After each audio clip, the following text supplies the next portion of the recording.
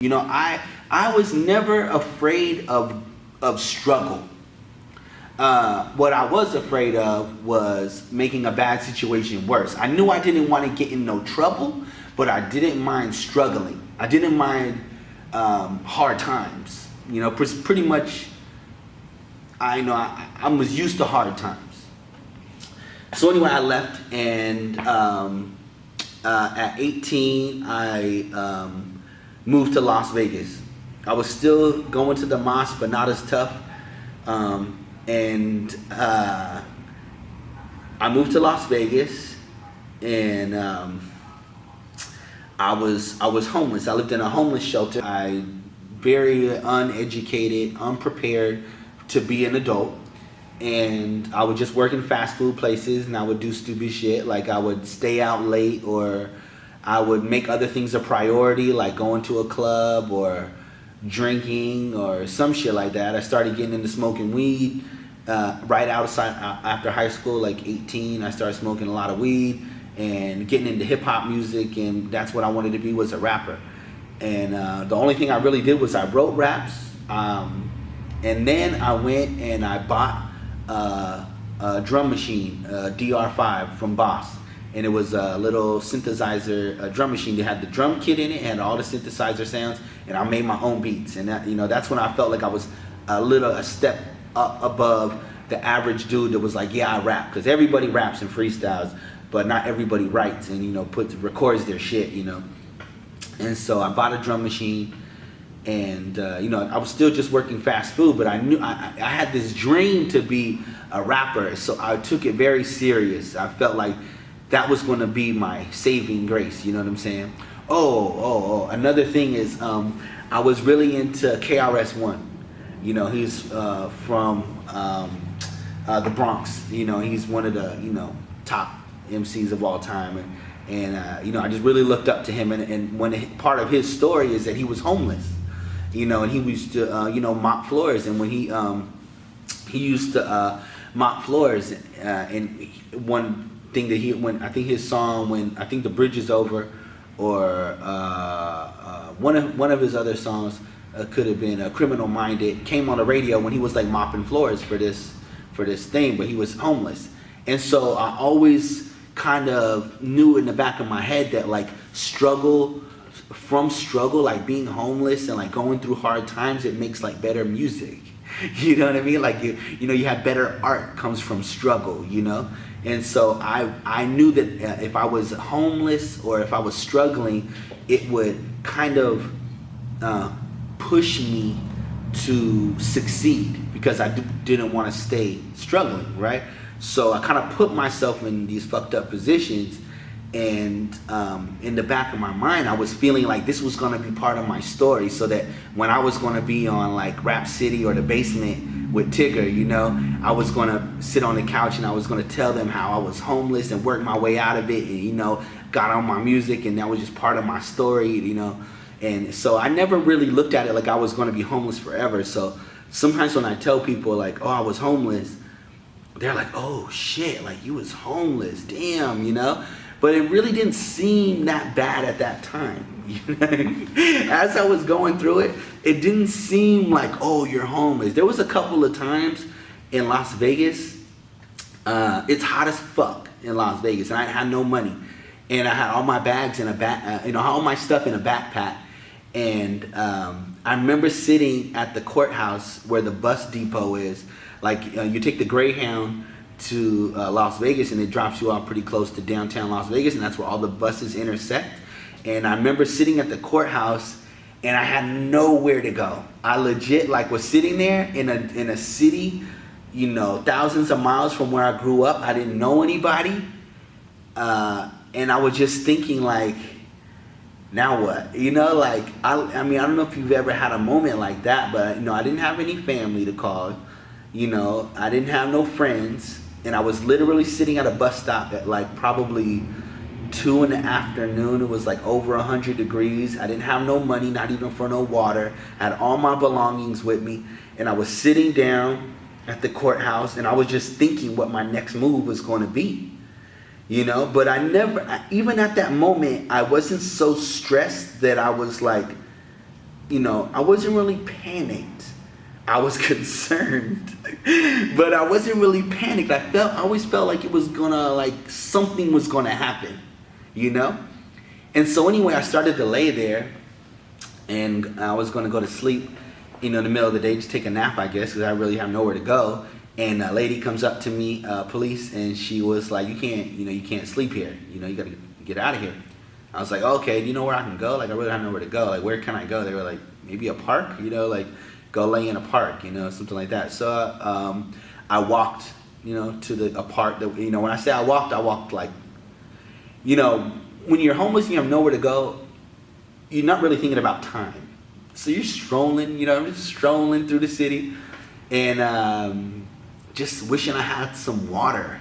Like, I remember going into like some restaurant, like a Taco Bell or something, and asking for like the little water cup and getting some water, and just thinking, what am I gonna do? What am I gonna do? And then I ended up in the homeless shelter, and ended up getting, I got jobs at Taco Bell, and worked my way into the hotels or whatever. Another time when I was homeless is I was at a bus stop, and on the benches, they had these little bars that go over the bench, so that you can't lay on the bench because it's uncomfortable. There's these 3 bars. Basically, it sections off the seats.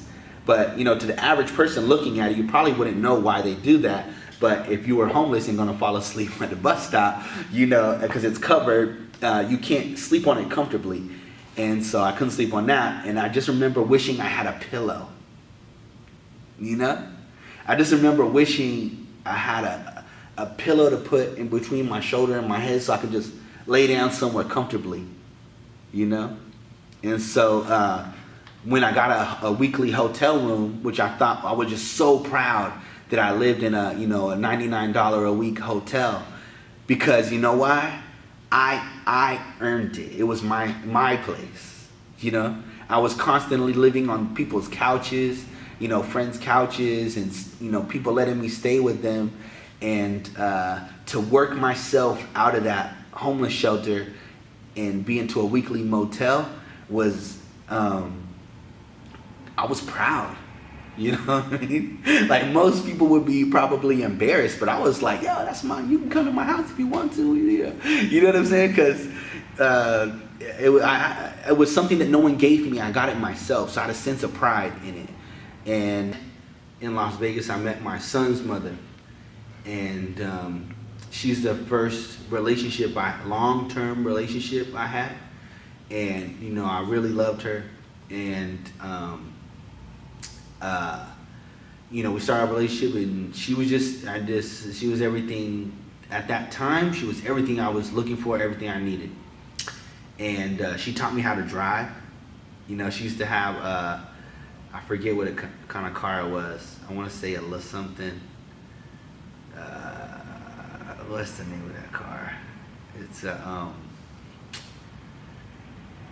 dang, I don't remember, but it was like a drop top. It was, and anyway, she taught me how to drive, and I was 19, probably 19. Yeah, I think I was 19, or 20, 19, and so she taught me how to drive, and we used to, I used to think, she was a manager at a store, and she had a good head on her shoulders. She was going to college, and I always felt like she was too good for me. Because I wasn't going nowhere, and I wasn't doing nothing. I loved her to death, but half of me felt like I would ruin her life, by being with her. She could do way better than me. And then the other half of me felt like, I loved her, so I wanted to be with her, So anyhow, I started working at Foot Locker in Las Vegas at the Boulevard Mall. I think it was the Boulevard Mall. And one day she came to work, to my job, and was like, I'm pregnant. I think I was 21, 22 at the time. And I was like, not ready. And it was a little overwhelming for me because I could barely take care of myself. As a matter of fact, I wasn't taking care of myself. You know, I was on and off, inconsistent. I wanted to do music so bad, you know, and I was still working on my music, and you know, I just was not ready to be.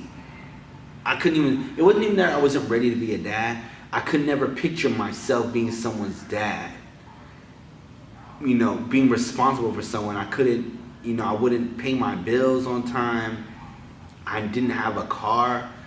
I just was not prepared for life. So when she said that, I was kind of like, this can't happen. Like, you know, not because I just wanted to go have fun, but because I felt like I'm not going to be able to do the job, you know. And so, you know, eventually, you know, we talked, and we decided we're going to do it. You know, we're going to be together, and we're going to make it work. You know, I didn't want, you know, it was kind of my spirituality that was like, I felt it was like a bad look, you know, to not have my son. And so we decided we were going to do it. We were going to have a child. So I got serious about my music. You know, I was like, you know, I got to do something. So I went and I recorded some songs, and I made some singles. Big deal. And I was so proud when I got them, and I just, you know, I got my CD singles. It was the song was called Bad News, and the other song was called Navigate. Las Vegas, 22 years old. My son, during that time, you know, recording it and all that, my son's mother was pregnant, and I was working at Einstein's Bagels. So I somehow lost my job at Foot Locker, and then I started working at Einstein's Bagels, all in this short 9-month period, if that gives you any idea of the kind of person that I was.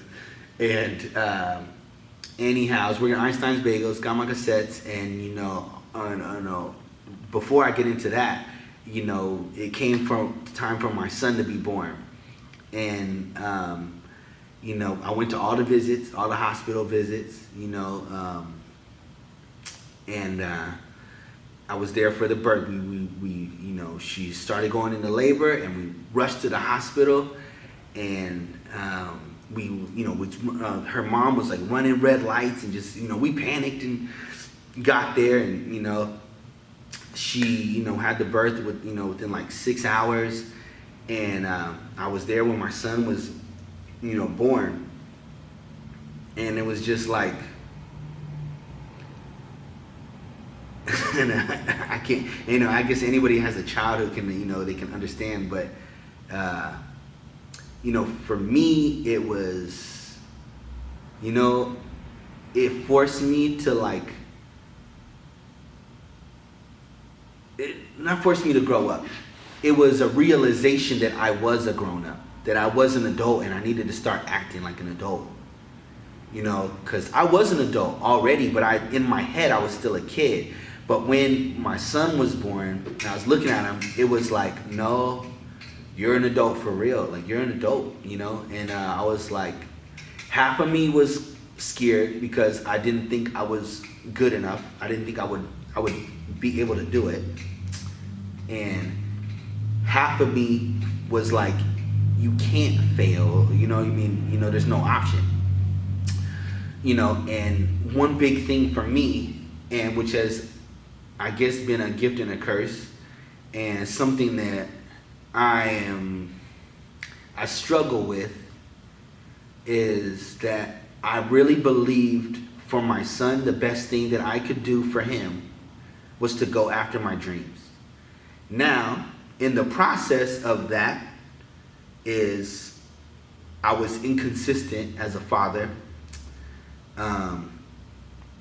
His mother was, you know, the main person raising him, and you know, I was in his early years. I was there, you know, I was there every day, you know, and then, I mean, I'll get into it, but you know, a main thing for me was that for my child, the best thing I can do is not just like lecture him and make sure he goes to school and make sure he gets a job and make sure he's prepared for life and stuff like that. That to me wasn't the most important thing I can do for him. For me, I felt like talk is cheap. I feel like a lot of parents try to raise their kids with words, but really you raise your kids with who you are as a person. You can be successful on paper in society if you're a doctor, right? In society, if you're a doctor and let's say your wife or husband is an engineer and you live in a 6-bedroom home or even a 3-bedroom home and you have 2 vehicles and you have a retirement plan and you're successful by society's standards, you are good parents. You're ideal parents. But in reality, you're good on the outside. But I know too many kids from good homes that have died from overdosing on drugs, that have sold drugs, that have been bad kids, who haven't been good people, who hate their parents. So to me, I was really concerned with his character because I felt if I can make sure that he had good character, that would keep him safe. So I felt I had an obligation to go after my dream because I wanted him to have confidence in going after his dream. So when he gets to the age where he's like, I want to be a fireman, I want him to believe that he could be a fireman. I wanted him to believe that he can do whatever he wanted to do. Hope I can make your life better than mine. And it ain't because of you. When me and your mama fight, I was working at Foot Locker trying to make rent. At this time, me and your mama had a small apartment. She came to my job, told me the good news. I was shocked, confused, I didn't know what to do. A lot of boys I knew had abortions to prevent the reality of children. They weren't man enough yet. Responsibility is heavy, no one's ever ready. Unprepared for the direction that my life was now heading. We was fighting all the time. I hate to see her cry. Ironically, it was me that was making her cry. Eventually, we decided that we would have you. Anything